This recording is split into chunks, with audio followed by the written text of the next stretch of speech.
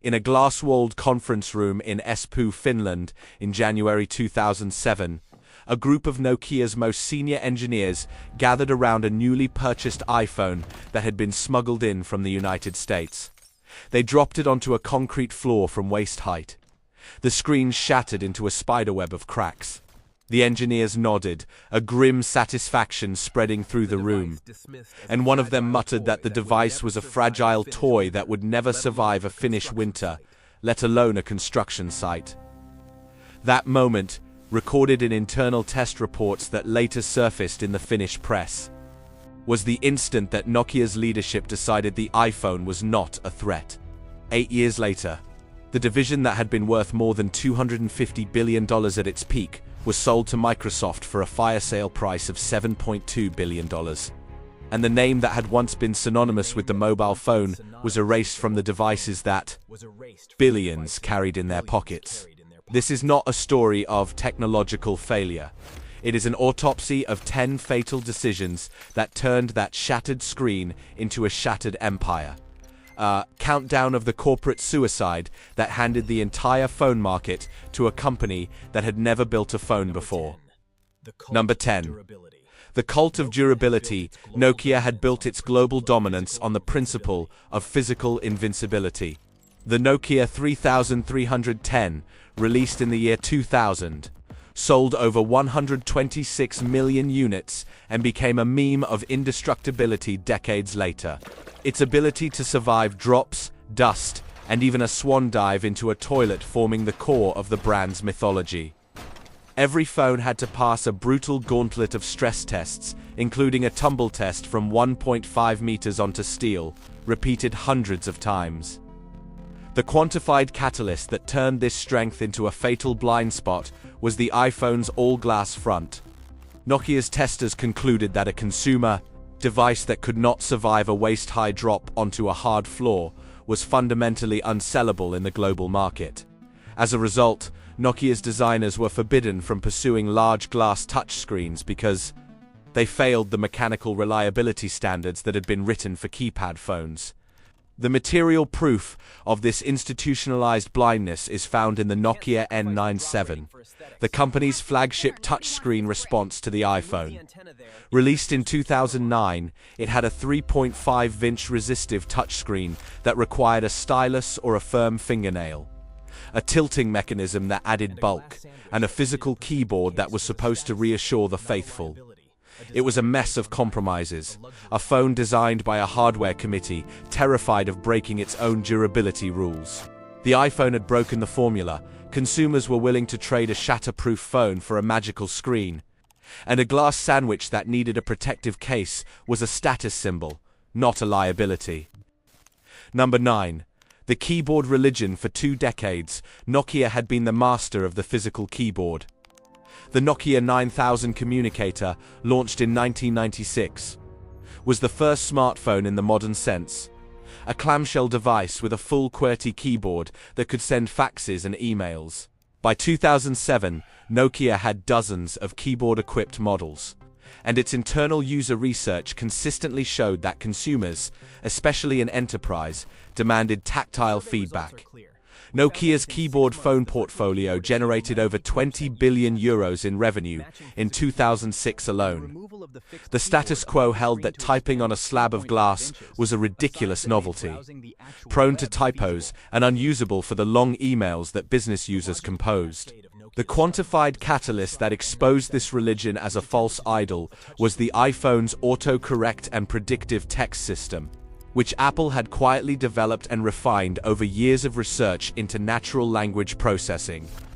Within 6 months of the iPhone's release, user satisfaction surveys showed that the virtual keyboard, once learned, achieved comparable accuracy to a physical keypad, and the removal of the fixed keyboard allowed the screen to expand to 3.5 inches, a size that made browsing the actual web feasible.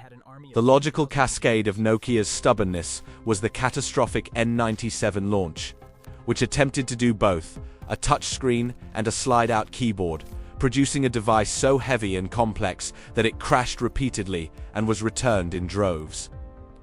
The N97 sold 2 million units in its first quarter, vastly below internal forecasts, and its return rate exceeded 15%. Nokia had bet the company on a belief that consumers did not know what they wanted until they tried it. But it was Steve Jobs who famously said that people don't know what they want until you show it to them. Apple showed them a sheet of glass, and they never asked for plastic keys again.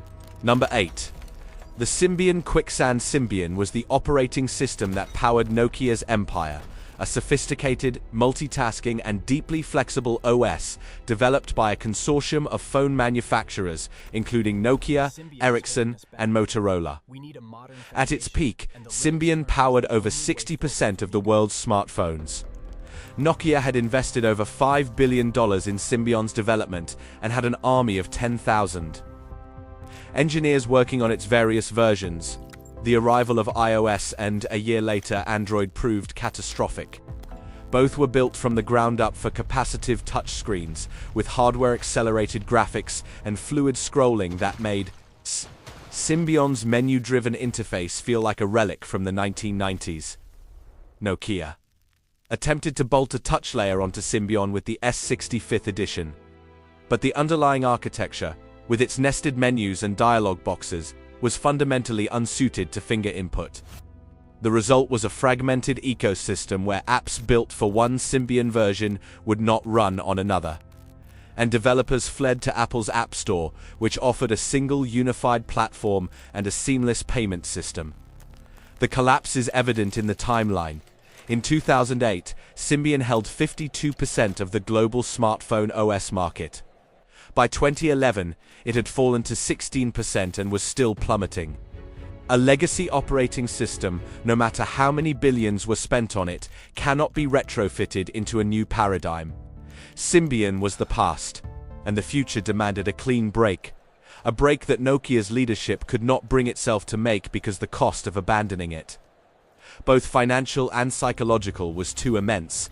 Number 7. The MeeGo betrayal. In 2010, a skunkworks team within Nokia, led by a cadre of brilliant engineers who had grown disillusioned with Symbian, developed a new operating system called MeeGo, built on the Linux kernel.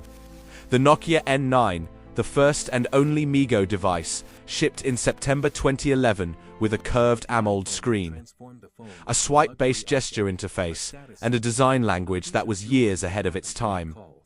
Reviewers called it the most beautiful phone ever made, and the swipe-based navigation, which eliminated the home button entirely, was so intuitive that it would later be copied by Apple's iPhone X and Google's gesture navigation in Android 10. The quantified catalyst that killed MeeGo was a memo that arrived in February 2011, written by the company's new CEO, a former Microsoft executive named Stephen Elop. The memo, which would become known as the Burning Platform, declared that Nokia was standing on a burning oil platform and needed to jump into the unknown. Elop announced a partnership with Microsoft that same week and effectively froze all MeeGo development. The N9, despite its critical raves, was abandoned before it even launched in most markets. Its supply deliberately constrained and its marketing budget zeroed out. The N9 sold poorly not because of any failure of the product, but because it was starved to death by its own parent company. Nokia had the software talent and the hardware design chops to create a genuine iPhone competitor. But a CEO with an apparent allegiance to his former employer killed it in the cradle. Number 6. The developer router platform is only as strong as its app ecosystem, and Nokia's attempts to build one were a series of disjointed, underfunded catastrophes. By 2008, Apple's App Store had launched with 500 apps and grew to 50,000 within a year, generating over $1 billion in revenue for developers. Nokia's response was the OV Store. Launched in 2009, developers on Symbian had to contend with multiple incompatible versions of the OS, a labyrinthine signing process, and a lack of standard APIs for location, graphics, and payments. A developer who built a successful iPhone app could make a six-figure income. A developer who built the same app for Symbian would earn a fraction of that if they could get it approved at all. The top developers, the game studios, the productivity app makers all abandoned Symbian for iOS and then Android. By 2011, the OV Store had fewer than 50,000 apps, while the App Store had over 500,000, and Google Play was closing in fast. Developers are the true customers of a platform, and users follow the apps. Nokia treated developers as an afterthought, and in doing so, it starved its own ecosystem of the oxygen it needed to survive. Number 5. The marketing blindness. Nokia's brand was built on connecting people, a slogan that evoked reliability, global reach, and a democratic vision of technology. But the iPhone had transformed the phone into a luxury object, a status symbol, a piece of jewelry that happened to make calls. Apple's marketing budget for the iPhone launch exceeded $100 million, and its Hello ad campaign, aired during the Oscars, was a cultural event that signaled to the world that this was not a phone, but a revolution. Nokia's marketing remained feature-focused and spec-sheet-driven, emphasizing megapixels, battery life, and network bands. When the iPhone 3G was released in 2008 at a subsidized price of $199, Nokia's internal response was to mock the iPhone's camera, its lack of MMS, and its non-removable battery, entirely missing the point that the iPhone was selling an experience, not a checklist. The brand valuation tells the story.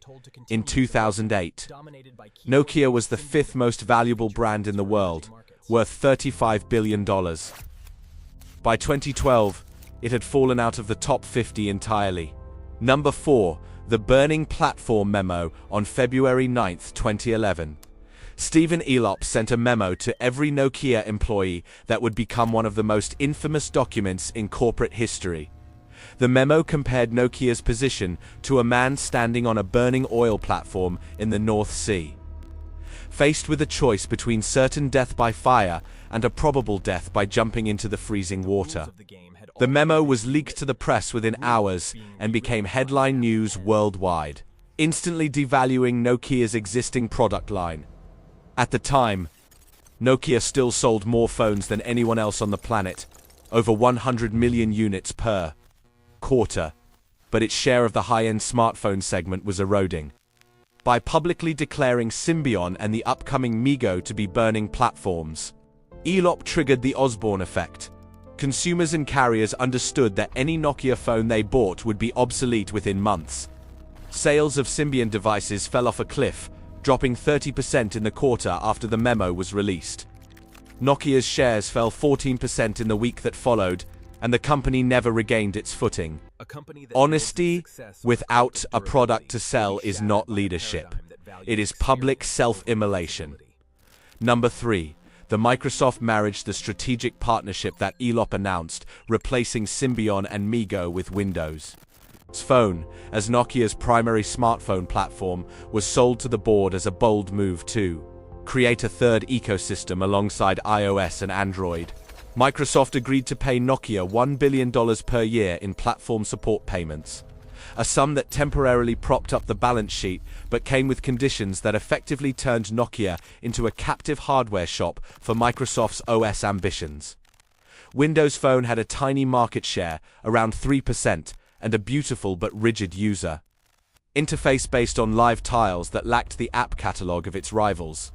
The Nokia Lumia 800 and 900, the first fruits of the partnership, were critically praised for their hardware design, but sold poorly because the Windows Phone ecosystem had no Instagram, no YouTube, no Snapchat, and no Google Maps. Nokia's smartphone market share fell from 23% in early 2011 to under 5% by 2013. Microsoft eventually wrote off $7.6 billion related to the Nokia acquisition and laid off 18,000 former Nokia employees. Hitching a sinking ship to another sinking ship does not create a lifeboat, it merely doubles the speed of the descent. Number 2. The boardroom coup. The decision to hire Stephen Elop as CEO in September 2010, the first non-Fin to lead the company in its 145-year history, was the result of a boardroom power struggle that had seen the ousting of the previous CEO, Olli-Pekka Kallasvuo. Nokia's board, chaired by Jorma Ollila, The man who had built Nokia into a mobile giant had lost faith in the existing leadership and was desperate for a radical outsider. Nokia's senior leadership had spent their entire careers in the phone business, and many of them had loudly and publicly dismissed the iPhone. The board's desperation was understandable. Nokia's share had fallen to single digits in the United States, but the cure proved worse than the disease. Elop's arrival triggered a purge of the old guard and the imposition of a Microsoft-centric strategy that the board had signed off on without fully understanding the consequences. Within 3 years of Elop's appointment, the company's market value had fallen by 85%, and it was forced to sell its headquarters to raise cash. Number 1. The meeting itself. All roads lead back to that morning in January 2007, when a small group of engineers and managers held the iPhone in their hands and decided it was not a threat. At that moment, Nokia controlled 50.8% of the global smartphone market, shipped over 400 million handsets per year, and had a research and development budget of 5.6 billion euros, larger than Apple's total revenue at the time. The iPhone's user interface was a paradigm shift, a capacitive touchscreen with multi-touch gestures, a full desktop-class web browser, and an operating system built on the same Unix foundation as the Mac. Fundamentally a miniaturized computer, not a phone with added features.